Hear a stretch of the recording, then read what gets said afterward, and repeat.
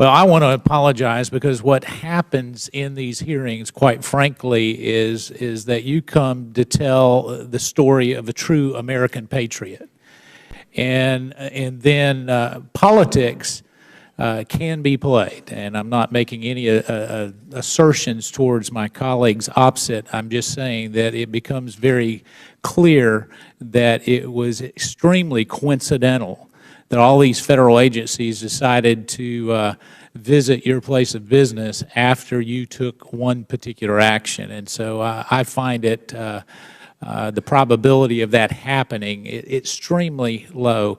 I do want to follow up. In your opening testimony, though, you made some assertions, and you mentioned the gentleman from Maryland who is here, and I want to make sure that in that,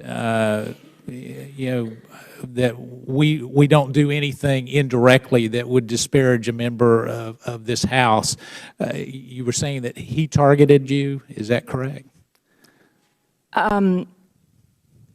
Congressman Cummings on 3 separate occasions sent letters on letterhead from this committee stating that he had concerns and felt it necessary to open an investigation on True the Vote.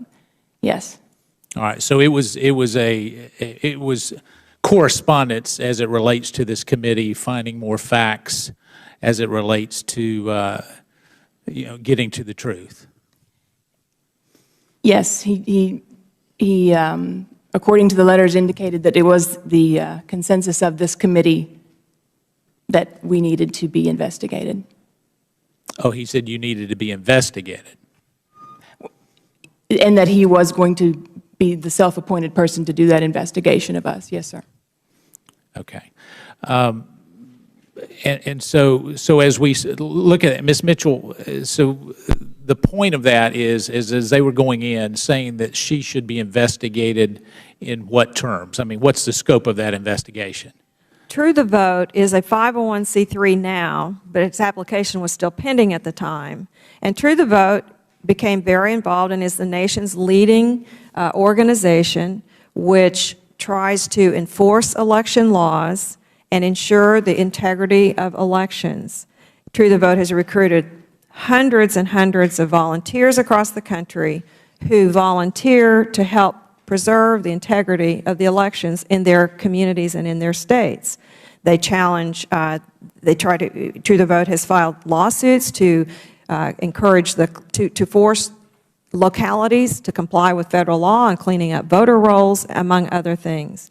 Congressman Cummings took it upon himself, and I think that I was not representing True the Vote in that particular proceeding, but there were a series of letters sent to True the Vote from Congressman Cummings which purported to be on behalf of the committee using the franking privilege, and which sought to delve into the inner workings of True the Vote and to make allegations about True the Vote that were not true, demanding materials, demanding information, demanding that Catherine Engelbrecht and representatives of True the Vote make themselves available in Washington. And frankly, we think that is improper, and we will deal with that in a different proceeding. But we also, But we also want to know whether there was any effort. We want to get to the bottom of how these coincidences happened. And we're going to try to figure out whether there was any staff of this committee that might have been involved in putting True the Vote on the radar screen of some of these federal agencies. We don't know that. But we're going to do everything we can do to try to get to the bottom of how did this all happen. Would the gentleman yield? Yes. I want to thank the gentleman for his courtesy. What she just said is absolutely incorrect and not true. Letters were sent out as the ranking member. I am the ranking member of this committee. I did nothing different than what Mr. Issa has done when looking into situations. And I don't want to put out there that I was trying to act on behalf of the committee or anything unusual.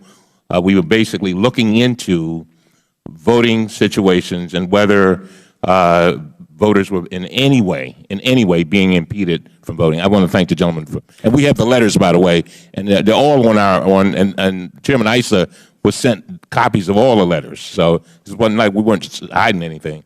Thank you very much.